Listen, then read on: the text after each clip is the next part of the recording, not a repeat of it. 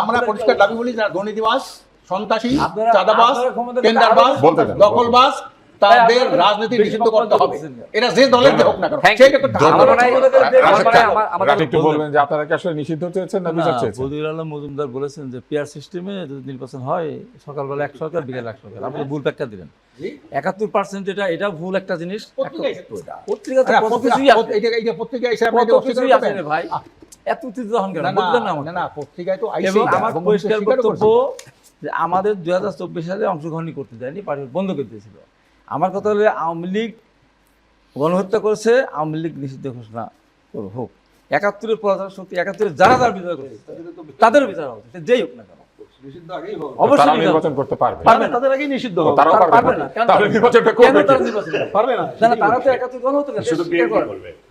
না না খালি বিএনপি করে ও গণ অধিকার করবে। আমরা আছি না, আমার নাই, আমার কাছে এক মিনিট করে আসতে পারবো। তো তার মানে আমরা শেষ প্রান্তে এসে যেটা আপনি বলছেন গণহত্যা কারণ নির্বাচন করেছে যেই হোক, যারা যারা ছিল বাংলাদেশের স্বাধীনতাকে যারা স্বীকার করেনি, স্বাধীনতা বিরোধ করছে, তারা এই দেশের গণ দুশ্মন, গণশত্রু, তাদের নির্বাচন করার কোনো অধিকার নেই, যেই হোক। তার মানে পতিত ফ্যাসিবাদ, পতিত স্বৈরাচারের সহযোগী 14 দল এবং 71-এ যারা গণহত্যা এবং মানবতা বিরোধী অপরাধের সহযোগী, তারা কেউই নির্বাচন করতে পারবে না, আপনি সেটা আশা করছেন। তাহলে নির্বাচন করতে পারবে ইসলামী আন্দোলন, গণ অধিকার পরিষদ, এনসিপি এবং বিএনপি। আপনারা একটু আছেন কেন? আচ্ছা বিএনপিও নাকি পারবে না? আমরা একটু এখানে স্বাধীনতা বিরোধীর হাতে ওনারা শাহজিজকে ওনারা প্রধানমন্ত্রী বানাইছে, আব্দুর রহমান বিশ্বাস রাজাকার ছিল তাকে প্রেসিডেন্ট বানাইছে, আব্দুল আলমকে মন্ত্রী বানাইছে, আর জামাতের হাতে পতাকা তুলে দিয়েছে বিএনপি। তারা এই সহযোগী স্বাধীনতা বিরোধীদের সহযোগী হিসেবে বিএনপি নির্বাচন করতে পারবে না।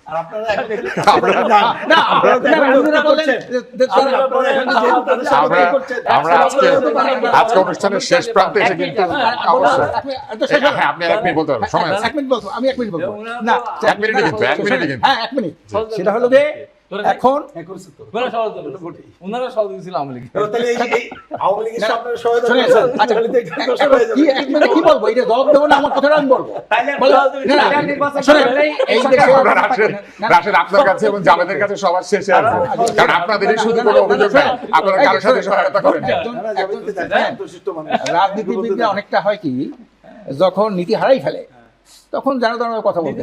আচ্ছা শোনেন, 1 নম্বর হলো শোনেন, 14 সালে আমাকে বলতে পারবে, 14 সালে আমরা একটু বলতে দিই, আমরা একটু বলতে দিই। 14 সালে হাবিব ভাইয়ের নির্বাচন যায় না, আমরাও যাই না। 18 সালে ওনরাও গেছে, আমরাও গেছি। আমরা করছি কি 10:30টার দিকে আমরা ভোট বর্জন করছি। ওনরা করছি কামাল হোসেন নেতৃত্বে ঐক্যফ্রন্টের নামে 6 জন এমপি যাইয়া আওয়ামী লীগকে বৈধ দিল 23 সাল পর্যন্ত। ওনরা কিন্তু দিল। তাহলে আমরা যে নির্বাচন বর্জন করলাম, ওনারা কিন্তু আওয়ামী লীগ বৈধ দিয়েছে। মহিলা হলো শোনেন, এরপরে হলো বলে যে স্থানীয় নির্বাচনে আমরা প্রার্থী দিচ্ছি, ওনারাও দিয়েছে। কেন এই ডাক্তার শাহাদাত কিসে? ডাক্তার শাহাদাত কোন জায়গায় এসে স্থানীয় নির্বাচন?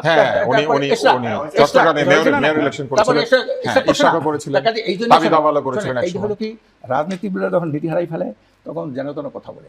বিএনপির সাথে আমরা ফেসিবাদ আন্দোলনের সাথে, আমি ছিলাম আমার দলে মানে এই বলে আহ্বায়ক ওই যে লিয়াজো কমিটির, বিএনপির সাথে অনেক বৈঠক হয়েছে, রুদ্ধদ্বার বৈঠক, গোপন বৈঠক, এই দেশে অনেক কিছু বৈঠক হয়েছে। তাদের সাথে বৈঠক হয়েছে কেন? আওয়ামী লীগকে হটানোর জন্য। হটানোর জন্য আওয়ামী লীগ হটাই না, কিন্তু আওয়ামী লীগের সবচেয়ে পাকাপোক্তরা লোক বসে আছে তার পদত্যাগের দাবি যখন আমরা দাবি করলাম, তখন বিএনপি রেখে ফেরত হলো না, ওনারা করা যাবে সাংবাদিক শুনতে হবে।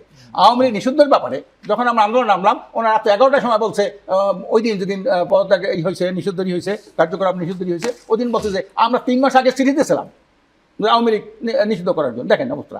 এই জন্য আমি বলি ভাই, হাবিব ভাই, আমরা চিরস্থায়ী না, আমরা খুব বাঁচবো না। কথাবার্তা বলতে হবে, সত্য বস্তুনিষ্ঠ কথা হইতে হইবে। কোনো এই ধরনের কোনো এই কথা বলে সবাই ঠিক মতো সত্য কথা বলে, লাগাম দিয়ে কথা বলে।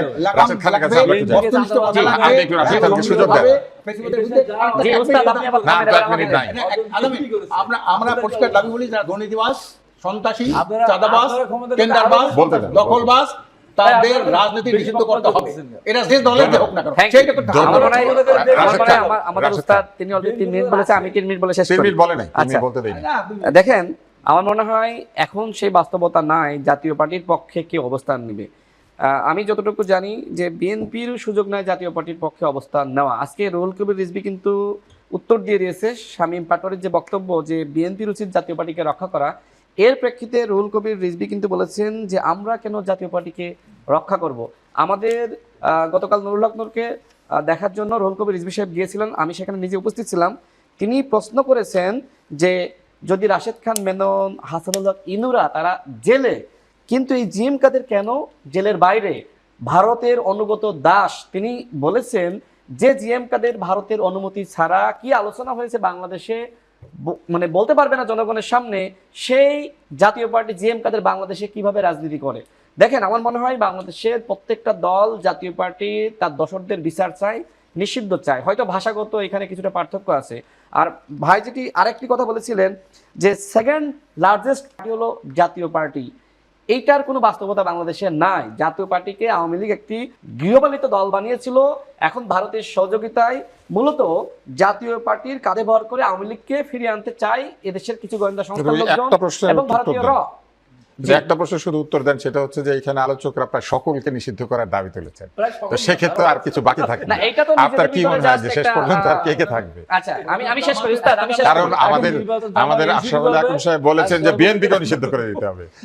না বিএনপি নিষিদ্ধ বলছি, ওনার কথার উপরে আমি বলছি যে যদি আপনি আর কথা বলবেন না, আপনার কথা শেষ হয়েছে। আপনি এই কথা আপনি আর বলবেন না। আমি শেষ করি। ভাই কিন্তু আবার ইসলামী আন্দোলনকে নিষিদ্ধ করার দাবি জানিয়েছে যে তারা কিন্তু ফ্যাসিবাদের সহযোগিতা ছিল।